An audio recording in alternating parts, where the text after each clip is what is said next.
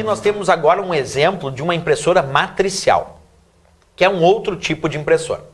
A impressora matricial, diferente da nossa impressora laser, a impressora matricial é uma impressora de impacto. Percebe? A impressora jato de tinta e a impressora laser não impacto. Mas a impressora matricial é conhecida como um tipo de impressora de impacto. Isso porque existe impacto no momento da impressão. E uma das principais características da impressora matricial é justamente um nível altíssimo de ruído. A ideia de uma impressora matricial é justamente essa. Ela produz impacto durante a impressão e esse impacto que ocorre durante a impressão produz muito ruído. Por isso que a gente diz que a impressora matricial é uma impressora muito barulhenta, produz muito ruído durante o processo de impressão. Mas deixa eu te mostrar o esqueminha também. Aqui eu tenho o cabeçote da minha impressora matricial, aqui eu tenho uma fita e aqui eu tenho um papel. Quando a impressora matricial realiza a impressão, as agulhas que estão aqui, observa, esse cabeçote é cheio de agulhas. Essas agulhas da impressora matricial tocam a fita, que por sua vez toca o papel. E aí é realizada a impressão. Percebe que na impressora matricial, as agulhas tocam a fita, que toca o papel. Esse processo é um processo então de impacto. Há um impacto durante o processo de impressão. E isso mesmo torna a impressora matricial muito barulhenta, muito ruidosa. Agora, ainda hoje são usadas as impressoras matriciais, mesmo sendo de impacto e mesmo produzindo muito ruído, em algumas situações como, por exemplo, carbonagem, quando precisa fazer carbonagem de documentos, quando é necessário, por exemplo, impressão em formulário contínuo. Muitos se usam as impressoras matriciais ainda hoje em função do seu baixo custo. Quer dizer, muito barato o custo de impressão na impressora matricial, ok? Bem, agora deixa eu te mostrar uma outra historinha. Aqui eu estou te mostrando uma impressora 3D. Observa, nós falamos de impressora matricial, falamos de impressora laser, falamos de impressora jato de tinta. Mas ultimamente a gente vive uma febre das impressoras 3D. As impressoras 3D são aquelas capazes de imprimir objetos do mundo real, do mundo físico real. E elas fazem isso por sobreposição de camadas normalmente. Embora existem vários tipos de impressora 3D, essa é uma impressora 3D, da qual há a deposição de camada sobre camada, gerando um objeto 3D. As impressoras 3D, então, também estão aí disponíveis no mercado. Todas essas impressoras que eu citei até agora, a impressora matricial, a impressora laser, a impressora jato de tinta e também as impressoras 3D, todas elas são considerados periféricos de saída de dados. Até mesmo as impressoras 3D, porque essa informação do que ela imprimiu estava lá no computador e ela deu saída para as informações que estavam lá no computador. Por isso que a gente diz que as impressoras 3D também são exemplos de periféricos de saída de dados. Outro termo que está muito vinculado ao estudo das impressoras é o termo plotter. Professor, o que é um plotter? Plotter é uma impressora de grande porte. Embora existam tipos de plotter que não imprimem. Tem plotter de recorte, de adesivo, recorte de tecido, recorte de metal, recorte de madeira. Aí são os plotters de recorte. Mas quando um plotter imprime, ele é uma impressora. E aí nós dizemos que plotter, quando é vinculado à impressora, indica que é uma impressora de grande porte. Então, se um dia tu ouvir falar numa impressora plotter, é uma impressora de grande porte, que pode imprimir em grandes formatos e também é periférico de saída. Esse exemplo que eu estou te mostrando aqui no slide, esse é um exemplo de um plotter jato de tinta. Quer dizer, um plotter de não impacto, porque esse plotter imprime com a tecnologia jato de tinta. Mas tem plotter que recorta, tem plotter que desenha com canetas. E aí um plotter de recorte ou um plotter de desenho com canetas, esses são de impacto. Então nós temos plotter de não impacto, como o plotter jato de tinta que eu estou mostrando aqui, e nós temos plotter de impacto, como os plotter, como eu disse antes, de recorte, ou os plotters que desenham com canetas. Pensou em plotter, pensou também que é periférico de saída, falou que é uma impressora de grande porte. Essa é a ideia do nosso plotter. Ok, pessoal? Bem, vamos falar de outro periférico de saída bem tradicional, o vídeo, o monitor. O monitor do teu computador é tradicionalmente conhecido como um periférico de saída também. Até aí sem problema, né? Claro que o monitor é um periférico de saída, porque se ele está mostrando as imagens na sua tela, é porque essas imagens já foram processadas. Porque o monitor exibe informações que já foram processadas pela CPU. Então ele dá saída às informações que já foram processadas pela CPU. Por isso que o monitor é conhecido como um periférico de saída de dados. Até aí tudo bem. Claro que nós temos a variação dos monitores touchscreen.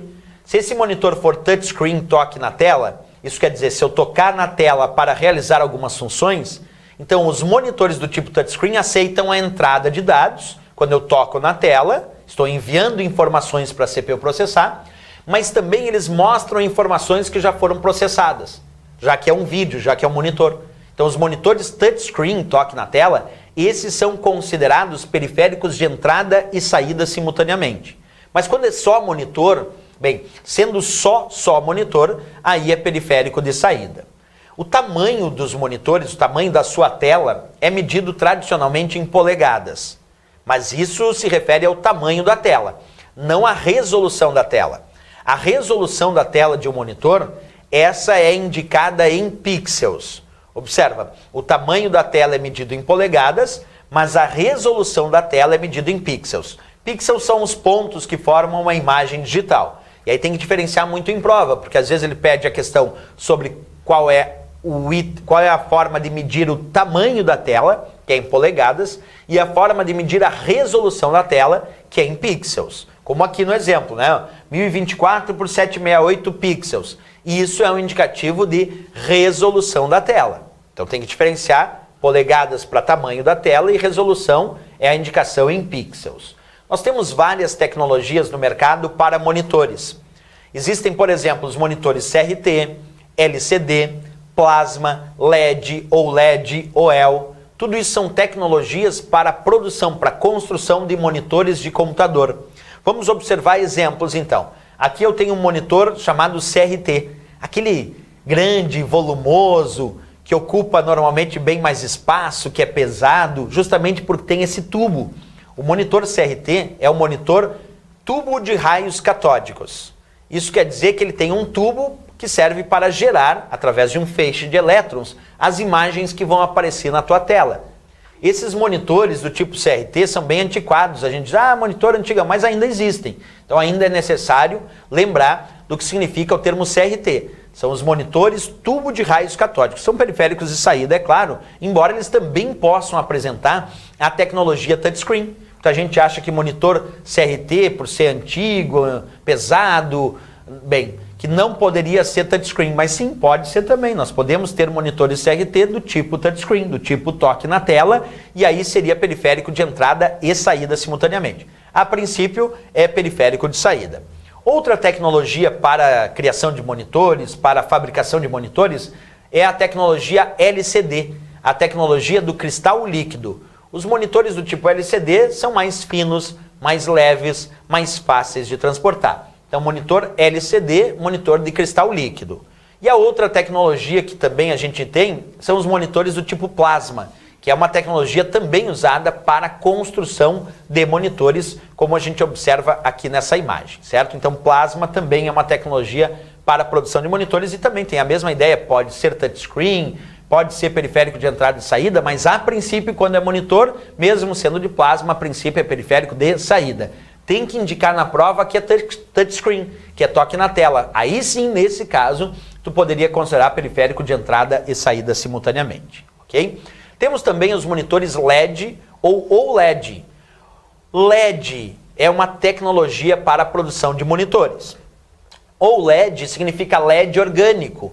É uma outra tecnologia, uma pequena variação da tecnologia LED, que produziu uma outra tecnologia chamada LED orgânico. Mas quando tu diz LED, OLED, OL, tudo isso são exemplos de tecnologia LED para a produção de monitores. Então aqui a gente fez vários exemplos de tecnologias para a produção de monitores. Repetindo, CRT, plasma, LCD, OL, OLED, LED, tudo isso é tecnologia para a produção de monitores. E todos esses monitores, por padrão ou inicialmente, são conhecidos como periféricos de saída de dados. Só serão considerados periféricos de entrada e saída na hipótese da prova indicar que ele é touchscreen, como tu sabe. Ok? É isso aí. Outra dica, então, é dizer justamente isso de forma a formalizar o conhecimento. Então vamos lá, os monitores do tipo touchscreen, toque na tela, esses sim são considerados periféricos de entrada e saída simultaneamente. Agora, não citou isso, monitor é só periférico de saída, e aí fica fácil matar charadinha em questões de prova. Ok, pessoal? Bem, existem também outros periféricos de saída, como por exemplo, nós temos as caixas de som. Lembra o microfone? Quando aqui em aula eu expliquei o microfone é um periférico de entrada de dados. O microfone é periférico de entrada. Mas a caixa de som é um periférico de saída. Porque se a caixa de som está emitindo som, é porque essa informação já foi processada pelo computador. Por isso que a caixa de som é considerada um periférico de saída de dados. Porque justamente se está ouvindo, é porque essa informação já foi processada pelo computador, já foi processada pela CPU.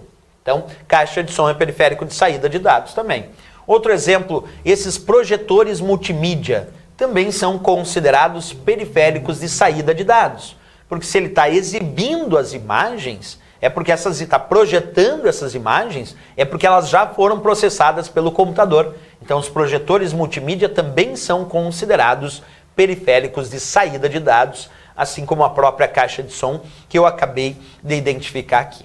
Ok? Beleza, falamos de periféricos de entrada, mas também falamos de vários periféricos de saída de dados. Além disso, eu destaquei algumas possibilidades, como o caso da impressora multifuncional e como o caso também do monitor touchscreen, como exemplos de periféricos de entrada e saída de dados simultaneamente.